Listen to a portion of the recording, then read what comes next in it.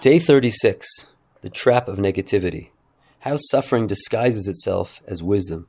Most people live their whole lives chasing salvation through doing, getting, or achieving. Like life is a never-ending game of just one more thing, but eventually something clicks. None of it really brings lasting peace. And that realization can hit hard. It often leads not to joy, but to a kind of existential slump. If no one of this can fulfill me, what's the point?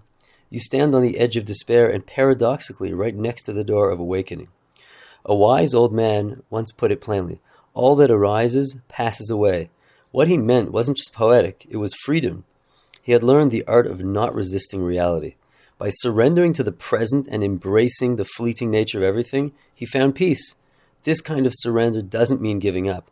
It means giving up the illusion that life has to be a certain way for you to be okay. Here's the twist. The moment you stop being needy about outcomes, life tends to flow better. People, experiences, even success may show up more easily, not because you're grasping for them, but because you've let go. You can enjoy it while it lasts, and you're not crushed when it fades. That's freedom. Negativity, however, is the opposite of that. It's resistance to what is. From subtle irritations to full-blown despair, it's your ego saying, this shouldn't be happening. And here's the strange thing. The ego actually believes that negativity is useful. It thinks being angry or upset will somehow get you what you want. But negativity doesn't solve problems. It keeps them alive. The only thing it truly fuels is the ego's need for identity. When you're wrapped up in a negative emotion, part of you clings to it like a security blanket. If you see yourself as a victim, for example, you may unconsciously push away any experience that would challenge that role because it's become who you are. The angry person, the betrayed one, the broken-hearted soul. It's all a tragic theater, and the ego is center stage. To let go of negativity would be to walk off that stage, and the ego doesn't like that. This kind of emotional pollution isn't just psychological. It mirrors our relationship with the planet. Just as humans are the only creatures who destroy their own environment, we're also the only ones who poison our own inner world with chronic negativity. A flower doesn't hold grudges. A cat isn't plotting revenge. Animals and plants accept what is. They live it. They are it. Take ducks, for example. Ever seen two ducks fight?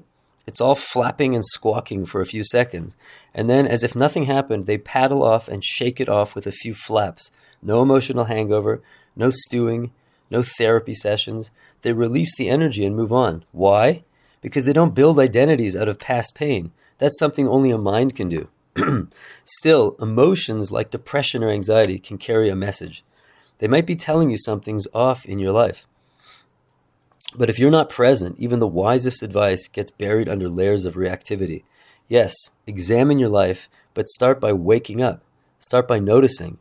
When you're truly present, negativity becomes unnecessary. Until then, treat it like a wake-up call. Don't shame yourself. Just recognize it and return to now. You don't have to be perfectly peaceful all the time. Few are. But when anger or sadness arises, let it be your parrot in the tree croaking, "Attention, here and now." Use every flare-up as a cue to return, not to your story, but to the simplicity of being. Because the present moment doesn't need fixing, it only needs noticing. And the more you do that, the less power negativity will have over you. It won't vanish overnight, but it will lose its grip. You'll stop identifying with the mood and start witnessing it. And that's when you realize the only real message negativity brings is this: you're not present. Come back.